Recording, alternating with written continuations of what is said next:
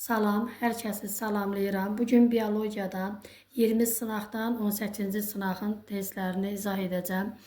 Birinci sual, yaşıl rəngli çiçəkləri olan söyüdün bir zoğunda olan generativ orqanların maksimum növ müxtəlifliyi A verib.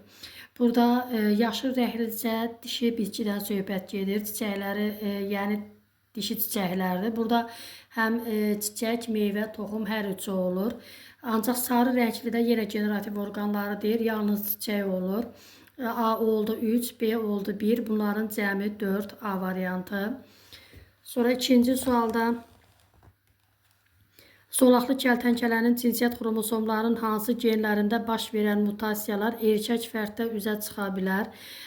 Burada kəltənkələ sürünənlərə aiddir. Erkək fərd XX-dir. Yəni X xromosomuna aid olanlar üzə çıxacaq. A variantında DY xromosomundadır. Burada yoxdur. B variantında O yenə Y-dədir. X-də yoxdur. Götürmürük. C variantında X xromosomunda var A və B. Ona görə erkək fərddə üzə çıxacaq. Doğru cavab C variantı. Eyler-Venn diaqramına uyğun bəndləri müəyyən edin. Bu quşun ifrazat sistemidir. Bu isə məməli heyvanların ifrazat sistemidir. 1, 3, 2 burada uyğunluğu tapaq. Venn diaqramı çəkim. Ya da elə 1, 3 və 2 yazaq. Deməli, mezoderma mənşəlidir. Hər ikisi ortaya aid olacaq 1. Sidik hissəsi olmayan heyvanlarda olur. Burada sidik hissəsi yoxdur. Quşlara aiddir. Aiddir birinciyə. Sonra lələk örtüyünə malik heyvanlarda yenə üçüncü də quşlara aiddir. Körpücük sümükləri olmayan məməli heyvanda ola bilər. Bu məməlilərin ifrazat sisteminə aiddir. Buraya yazıram 4.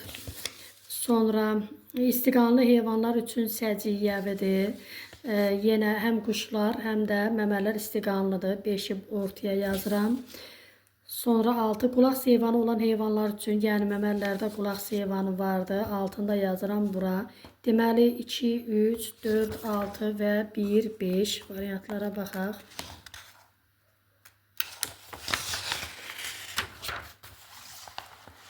İki, 3, 4, 6, 1, 5. Doğru cavab deməli A variantı oldu. Şəkildə göstərilən proses necə adlanır? Bu prosesdə iştirak edən orqanizmlərdən yalnız biri üçün səciyyəvi olan xüsusiyyət hansıdır? Bu adlanır mikoriza və göbələklə ağac kökünün simbiyoz həyatıdır. Mikoriza adlanır və ağac burada avtotrof yolla qidalanır. Doğru cavab D variantı. 5-ci sual. Hansı xəstəliyin törədicisi bir hüceyrəli, keçiricisi isə çox hüceyrəli orqanizm ola bilər? Deməli, malyariya parazitindən söhbət gedir. Çünki özü bir hüceyrəlidir, sporlar tipinə aiddir. Ancaq keçiricisi isə ağcaqanaddır. Onlar isə çox hüceyrəli orqanizmdir. 6-cı sual. Hansı heyvanın ifrazat sistemi orqanlarının axacaqları bədənin baş hissəsində xaricə açılır? Burada çay xərçəngindən söhbət gedir. Çünki bığcıqların dibində bir cüt yaşıl vəzlər var. 7-ci sual. Lamarkın sistematikasında onurğasız heyvanlar neçə pillədə yerləşdirilib?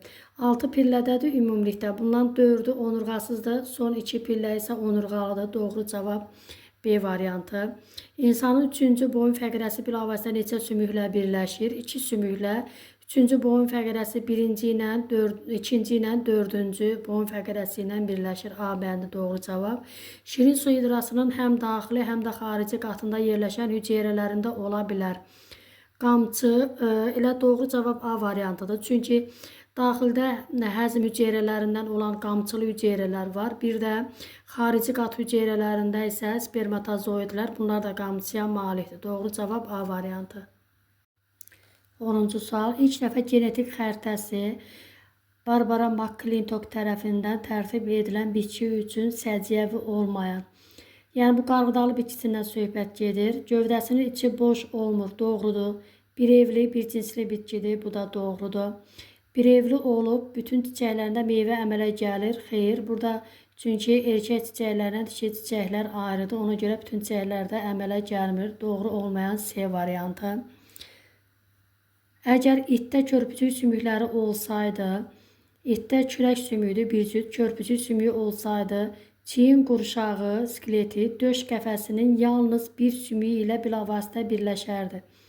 Yəni körpücük sümükləri nə deyir? Çiyin qurşağı, skeleti, döş qəfəsinin yalnız bir sümüyü ilə. Yəni döş qəfəsindəki döş sümüyü ilə birləşərdi körpücük sümüyü. Elə doğru cavab A variantı. 12. İnsanda bədən boşluqlarında yerləşməyən vəzlər tərəfindən ifraz olunan hormonlar. Deməli, insanda bədən boşluğu androgen, kişilərdə də bədən boşluğunda deyil, testosteron da kişilərdə də bədən boşluğunda deyil. Parathormon, bu deməli qalxana bənzər ətraf vəzdir. Bu da bədən boşluğunda deyil. Kalsitonin də yenə qalxana bənzər vəzə aiddir. Bu da bədən boşluğunda deyil. Doğru cavab A variantı. 13. Qeyri-allergenlərin qarşılıqlı təsiri epistaz zamanı diheterozigot boz ada dovşanlarının öz aralarında çarpazlaşması zamanı alınan nəsildə boz ada dovşanlarının genotip müxtəlifliyinin ağ ada dovşanlarının genotip müxtəlifliyinə olunan nisbəti. Burada dərslikdə kitabda verib bunları əzbərləsəz yaxşıdır. Çünki hər dəfə Punnett cədvəli qurulmasın. Burada boz ada dovşanları 4 genotipdədir.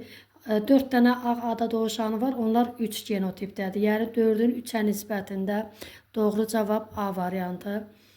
14-cü sual. Canlı maddənin hansı funksiyası məhv olmuş orqanizmlərin redusentlər tərəfindən mineral maddələrə qədər parçalanmasına əsaslanır. Bu sualın cavabı deməli qaz yaratmaq deyil. B bəndi biokimyəvi. Doğru cavab budur. Yəni burada redusentlər tərəfindən parçalanmasında kimyəvi proseslər gedir. Bu biokimyəviyə aiddir. Doğru cavab B variantı. 15. Şəkildə göstərilən neçə bitkinin vətəni Meksika ola bilər? Meksika Mərkəzi Amerikaya düşür. Mərkəzi Amerika burada balqabaqla qarğıdalının vətənidir. Ona görə 2 dənə A variantı. Endoplazmatik şəbəkədə sintez olunmuş fermentlər Golgi kompleksinə daxil olan zaman neçə lipid qatından keçməlidir? Endoplazmatik şəbəkə özü bir lipid qatındandır. Sonra Golgi kompleksinə keçəcək, o da bir lipid qatı. Cəmi 2 lipid qatından keçəcək. Doğru cavab B variantı. Hansı xəstəliyin törəçisinin əsas sahibi onurğasız heyvanlara aid edilir? Burada malyariya paraziti, bunun əsas sahibi ağcaqanadlardır, bu onurğasız heyvanlardır. Sonra biopoez fərziyyəsinin ikinci mərhələsi. Birinci mərhələsi burada üzüm monomerlərinin abiyogen sintezidir. İkinci mərhələsi bioloji polimerlərin yaranmasıdır. Üçüncü mərhələsi isə membran strukturunun yaranmasıdır. Ona görə doğru cavab B variantı. 19. Dəniz kələmində fotosintez zamanı əmələ gələn üzv maddədə toplanan enerji 88 kilojol olarsa, bu zaman neçə qram glukoza əmələ gələr? 1 qram glukozanın əmələ gəlməsində, yəni 1 qram glukoza 17,6 kilojol enerji saxlayırsa, 88 kilojol görək neçə qramdır? 88-i bölək 17,6-ya 5 qram. Üzərinə deyir, cəmi neçə kilojol günəş enerjisi düşmüşdür. Dəniz kələmi, yəni bu yosundan söhbət gedir, laminariya yosunundan. Bu da su bitkisi olduğundan günəş şüasının 0,4%-dən istifadə edirlər. 88 0,4% isə ümumi günəş enerjisinin ümumi, yəni 100% hesablayaq. Buradan x bərabərdir 88 vuraq 100 bölək 0,4-də, böldən də 22, 2 dənə də 0 artıraq. Doğru cavab eləyir 220.000. Doğru cavab 5 qram 220.000 A variantı. 20. Pankreatit xəstəliyi zamanı məədaltı vəzin ifraz etdiyi amilaza fermentinin miqdarı. Deməli, pankreatit xəstəliyi zamanı amilaza fermentin miqdarı azalır. Bu səbəbdən də deyir, bağırsaqda qalan nişasta və glikogen miqdarı Yəni həzmə uğramır. Yəni o da olduğu kimi qalacaq. Doğru cavab elə A variantı. 21. Şəkildə bir rəqəmi ilə işarələnmiş hissədə bir rəqəmi ilə yalnız haploid xromosom yığına malik hüceyrə olur. Xeyr, burada həm haploid ola bilər, həm diploid. Yəni yumurta hüceyrə ola bilər, haploiddir. Spermatozoid da ola bilər, o da haploiddir. Maylanandan sonra isə deməli zigot da ola bilər, o diploiddir. Deməli bir səhvdir. Yalnız diploid xromosom yığımına malik hüceyrələr olur. Bu da səhvdir. Çünki həm haploid ola bilər, həm diploid. Hüceyrələrdə kombinativ dəyişkənlik baş verə bilər. Bəli, doğrudur, mayalanma zamanı. Həm haploid, həm də diploid xromosom yığımına malik hüceyrələr olur. Bu da doğrudur. Krasingover prosesi baş verir. Krasingover prosesi meyoz prosesi zamanı baş verir. Bu doğru deyil. Yumurta hüceyrənin tam yetişməsi baş verir. Bəli, burada yumurta hüceyrə tam inkişaf edir. Doğru cavab 3, 4, 6, Y variantı. 22. A, B və C üçün doğru olmayan. A, xarici qulaq seyvanıdır. B, orta qulaqdır. C isə Yevstaxi borusudur. Deməli, B sayları yarım dairəvi kanalların sayı ilə, B-də burada 3 dənədir, yəni çəkic zindan üzəngidən söhbət gedir. Deyir ki, sayı ilə sayları yarım dairəvi kanallar, yarım dairəvi də kanallar 3 dənədir, birin birə nisbəti nədir? Bu doğrudur. A ilk dəfə məməlilərdə yaranmışdı. Bu da doğrudur. Xarici qulaq seyvanı. C burun udulağı orta qulaqla birləşdirir. Deməli C burun udulağı orta qulaqla birləşdirir. Doğrudur. Yəni Yevstaxi borusudur C və burun udulaqla orta qulağı birləşdirir. A və C orta qulağın hissələridir. A xarici qulağın hissəsidir. C isə Yevstaxi borusudur. Bu doğru deyil. D variantı. 23. Şirin su hidrasının ontogenezi dövründə malik olduğu hərəkət orqanoidlərinin növ sayı. X-i tapaq. Deməli, hərəkət orqanoidləri, burada qamçı da var. Həm həzm hüceyrələrində, həm də ki spermatozoiddə. Miofibrillər var, yəni əzələ hüceyrələri var, dərəzələ hüceyrələrində. Sonra bir də yumurta hüceyrəsində yalançı ayaqları. 3 dənə hərəkət orqanoidi var. Yetkin şirin su hidrasında qolcuqların sayı 5-12-dir. X-Y fərqinin maksimum qiymətini hesablayın. Yəni, onda qolcuqların sayını maksimumdan götürək. 12-dir. 3 çıxaq 12. Yəqin ki, yerləri səhv düşüb. 12-dən 3 çıxanda 9. Doğru cavab 9. 24. Hansı xəstəliklərin törədiciləri atomların birinci növ biogen miqrasiyasını həyata keçirən orqanizmlərə aid edilə bilər? Birinci növ biogen miqrasiya bir hüceyrəlilərə aiddir. Burada yuxu xəstəliyi bir hüceyrələrə aiddir. Sonra leşmaniozda bir hüceyrələrə aiddir. Bir də toksoplazma. Deməli 1, 4, 5. 25. Qadın ontogenezində yalnız bir bədən boşluğu hüceyrələrində baş verir.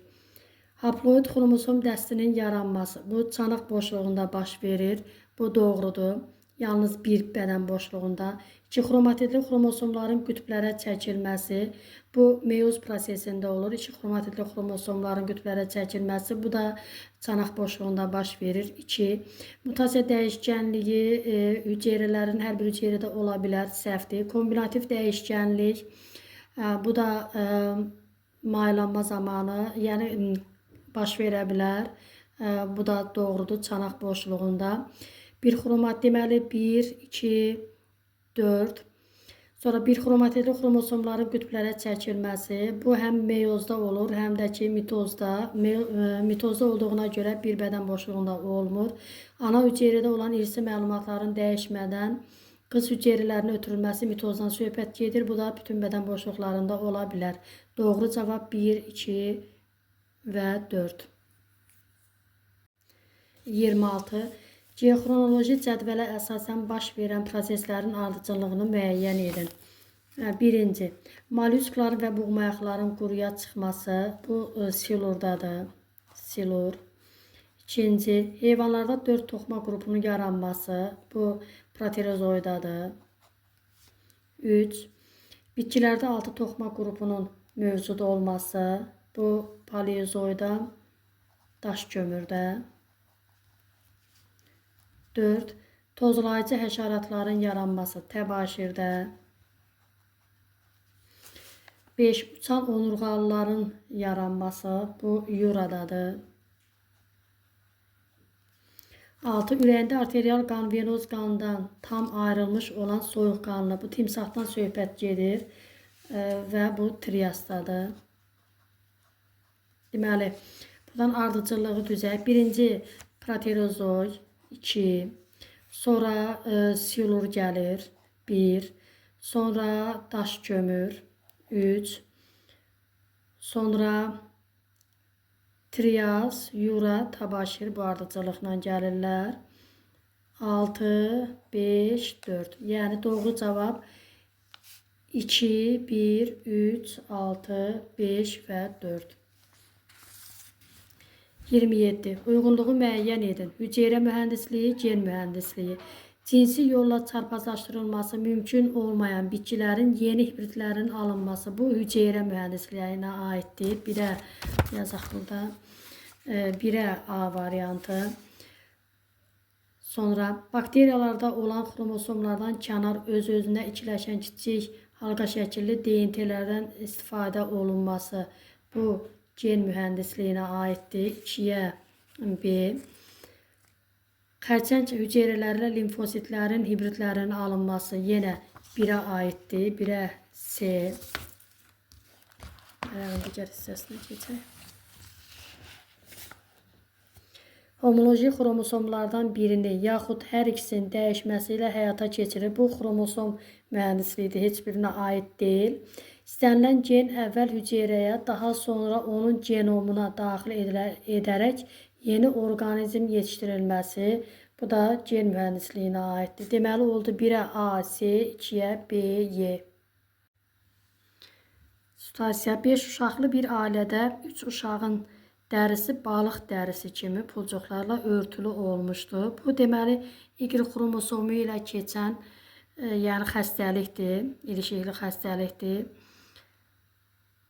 Xəstə uşaqların oğlan və ya qız olduğunu müəyyən edin. Bu xəstə uşaqların hamısı oğlan olur. Çünki Y-lə keçən xəstəlikdir bu. Bu ailədə olan qızlar gələcəkdə ailə quran zaman onların uşaqlarında da bu xəstəliyə təsadüf etmək olarmı? Burada olan qızlar Y xromosomu daşımadığından qız uşağı, yəni bu qızlara keçmir bu əlamət. Yəni qızlar bu xəstəliyə görə sağlamdırlar. Əgər sağlam insanla ailə qurarlarsa, deməli xəstəlik təsadüf edilmir. Əgər xəstə oğlanla ailə qurarlarsa, onda təsadüf edilə bilər. 30. Xəstə uşaqlardan birində bağırsaq hüceyrələrin bölünməsi zamanı anafaza mərhələsində DNT zəncirlərinin sayı. Deməli, oğlandan söhbət gedir. Xəstə uşaqların birində, yəni oğlandan. Burada anafaza mərhələsində, anafazada DNT-nin miqdarı 4N-dirsə, da zənciri götürürük 8N. Yəni 8-i vururuq 23-ə. 24, 184. Yəni bu 184 eləyir və sonra xəstə uşaqlardan birinin qaraciyər hüceyrələrinin bir nüvəsində olan xromosom müxtəlifliyinin sayı. Yenə oğlanlarda somatik hüceyrədir. Xromosom müxtəlifliyi 24-dür. Deməli 184 tapdıq. X-dən Y çıxaq. 184-dən 24-ü çıxırıq, eləyir 160. Doğru cavab 160.